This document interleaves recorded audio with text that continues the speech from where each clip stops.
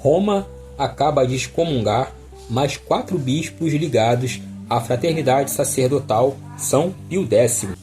Mas e se eu te dissesse que existe um documento do próprio Concílio Vaticano II, documento este que serviu de base para a formulação do novo Código de Direito Canônico de 1983, e este documento afirma que a Igreja se vê unida a hereges e a cismáticos?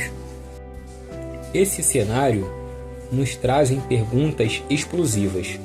Por exemplo, essa excomunhão seria válida? Ou haveria alguma espécie de contradição dentro da legislação conciliar? Nesse vídeo, nós vamos analisar os documentos, a própria origem do Código de Direito Canônico de 83 e as implicações dessa excomunhão. Pois fique com a gente até o final, porque o que você vai descobrir aqui pode mudar completamente a sua maneira de pensar a respeito dessa polêmica.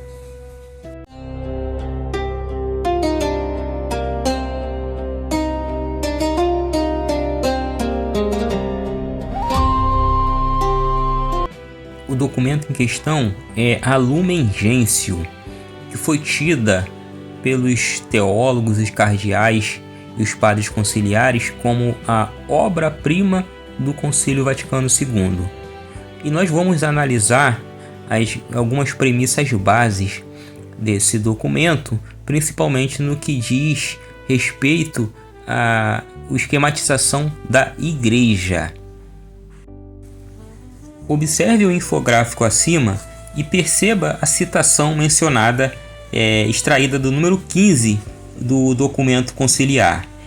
A Lumen Gentium, no número 15, ensina o seguinte, abre aspas, a Igreja vê-se ainda unida por muitos títulos com os batizados que têm o nome de cristãos, embora não professem integralmente a fé ou não guardem a unidade de comunhão com o sucessor de Pedro.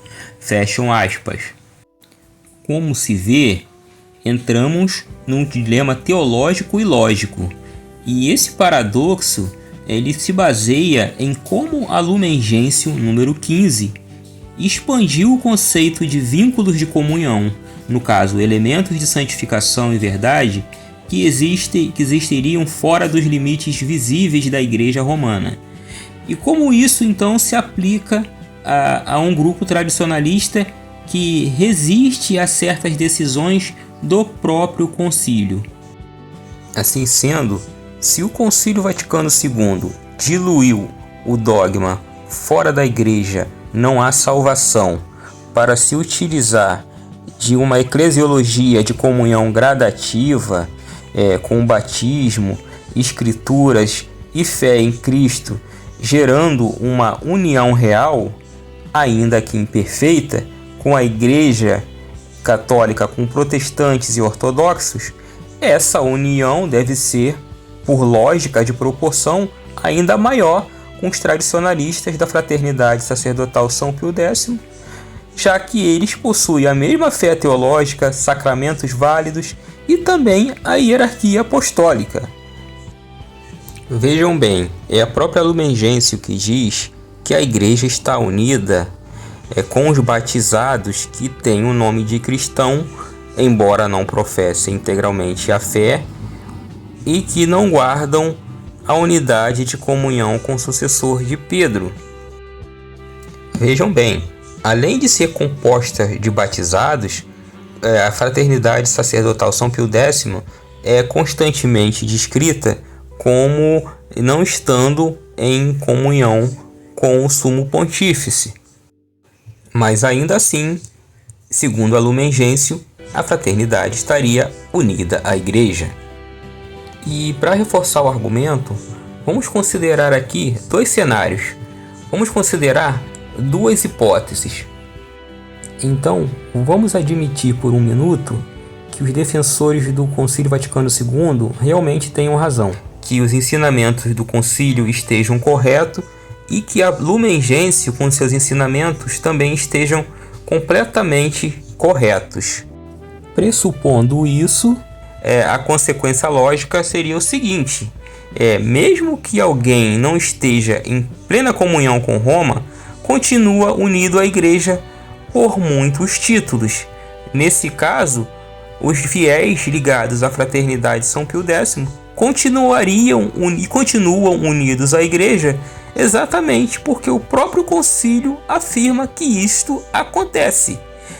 Percebam, senhores, a conclusão não foi criada por teólogos tradicionalistas.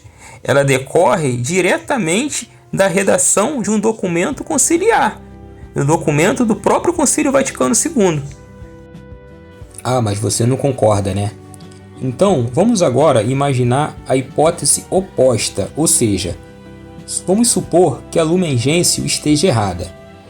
Nesse caso, o ensinamento segundo o qual alguém pode estar unido à Igreja sem plena comunhão seria falso. Se a gente admite isso, vamos encontrar um novo problema. Ah, mas que problema é esse que poderia surgir?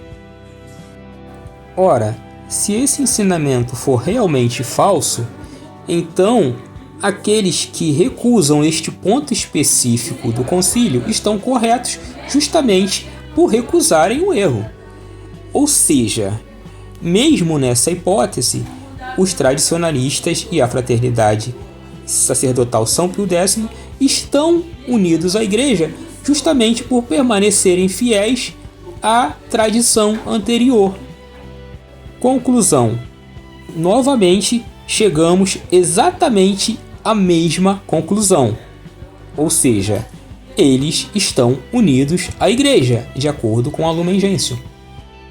É óbvio que existe muita gente procurando encontrar uma terceira via, tentando localizar uma outra possibilidade, porque se alguém conseguir demonstrar que existe uma terceira via, o paradoxo desaparece. Mas, se não existir, então o raciocínio continua inevitavelmente ao mesmo resultado pelas duas hipóteses. Ou seja, se a Lumen Gentium estiver correta, então ela própria afirma que cristãos sem plena comunhão permanecem unidos à Igreja, sejam protestantes, ortodoxos e principalmente os tradicionalistas da Fraternidade Sacerdotal São Pio X, que têm os mesmos sacramentos, sucessão apostólica válida, etc. Mas, se esse ensinamento da Lumen Gentium estiver errado, então aqueles que recusam esse ensinamento estão realmente corretos em recusá-lo. Conclusão: em ambas as hipóteses, os tradicionalistas estão unidos à Igreja. Ah, mas uma coisa é a Lumen Gentium, outra coisa é o Código de Direito Canônico de 83, onde o Sumo Pontífice age como legislador supremo. Calma. A Lumen Gentium, o Código de Direito Canônico, tem vínculos muito maiores do que muitos dos católicos imaginam. Dessa forma, fica a pergunta: será que a eclesiologia do Vaticano II, principalmente da Lumen Gentium, tornou essa questão do cisma e das excomunhões aos tradicionalistas e à Fraternidade São Pio X um assunto muito mais complexo do que poderíamos imaginar?